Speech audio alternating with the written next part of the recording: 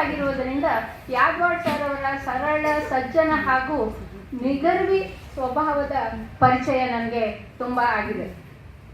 ಸಾಮಾನ್ಯವಾಗಿ ವೃತ್ತಿ ಹಾಗೂ ಪ್ರವೃತ್ತಿ ಬೇರೆ ಬೇರೆ ಇದ್ದಾಗ ಎರಡಕ್ಕೂ ನ್ಯಾಯ ಒದಗಿಸೋಕೆ ಆಗೋದಿಲ್ಲ. ಆದರೆ ಇವೆರಡವನ್ನು ಜವಾಬ್ದಾರಿಯುತವಾಗಿ ಹಾಗೂ ಯಶಸ್ವಿಯಾಗಿ ನಿಭಾಯಿಸ್ಕೊಂಡು ಬಂದಿರುವವರು ನಮ್ಮ ಯಾದವಾಡ್ ಸರ್ ಅವರು. ಯಾದವಾಡ್ ಸರ್ ಅವರು ಕನ್ನಡ ಪ್ರೇಮಿಯಾಗಿದ್ದು ಇಂಗ್ಲಿಷ್, ಹಿಂದಿ ಹಾಗೂ ಸಂಸ್ಕೃತ ಭಾಷೆಗಳನ್ನು ಸಾಹಿತ್ಯಿಕವಾಗಿ ಅಧ್ಯಯನ ಮಾಡಿದ್ದಾರೆ. ಹಲವಾರು ಕತೆ, ಕವನ ಹಾಗೂ ಕಾದಂಬರಿಗಳನ್ನು ರಚಿಸಿದ್ದಾರೆ. ಬಹುಶಃ ಯಾದವಾಡ್ ಸರ್ ಅವರನ್ನ ಹತ್ತಿರದಿಂದ ನೋಡಿರೋ ಎಲ್ಲರಿಗೂ ಗೊತ್ತಿರುತ್ತೆ. ಇವರು ಸದಾ ಚೈತನ್ಯದ ಚಿಲುಮೆ. ನಿವೃತ್ತಿಯಾಗಿ 10 ವರ್ಷ ಕಳೆದರೂ ಸಹ ಸಾಹಿತ್ಯ ಹಾಗೂ ಸಮಾಜ ಸೇವೆಯನ್ನು ನಿರಂತರವಾಗಿ ನಡೆಸ್ಕೊಂಡು ಬರ್ತಾ ಇದ್ದಾರೆ. ಸದ್ಯ ಬಸವೇಶ್ವರ ವೀರಶೈವ ವಿದ್ಯಾವರ್ಗ ಸಂಘದಲ್ಲಿ ಸಂಯೋಜನಾಧಿಕಾರಿಯಾಗಿ ಸೇವೆ ಸಲ್ಲಿಸ್ತಾ ಇದ್ದಾರೆ.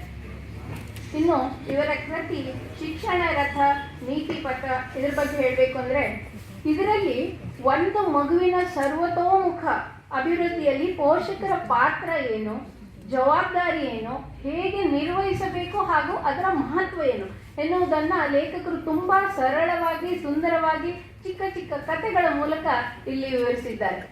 ಆಗಲೇ ನಮ್ಮ ಗುರೂಜಿಯವರು ಹೇಳಿದಾಗೆ ಇಲ್ಲಿ ಪುಸ್ತಕಗಳ ಮುಖಪುಟಕ್ಕೆ ತುಂಬ ಪ್ರಶಸ್ತಿ ಇದೆ.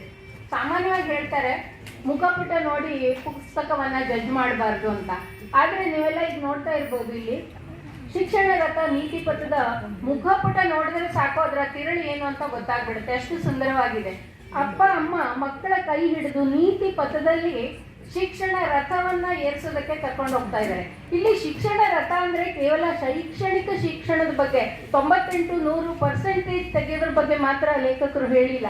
ಬದಲಿಗೆ ಒಂದು ಮಗುವಿನ ಸಂಪೂರ್ಣ ವ್ಯಕ್ತಿತ್ವದ ವಿಕಸನ ಆಗಬೇಕಾದ್ರೆ ಏನು ಮಾಡಬೇಕು, ತಂದೆ ತಾಯಿಯರ ಪಾತ್ರ ಏನು ಅಂತ ತುಂಬಾ ಸರಳವಾಗಿ ಇಲ್ಲಿ ವಿವರಿಸಿದ್ದಾರೆ.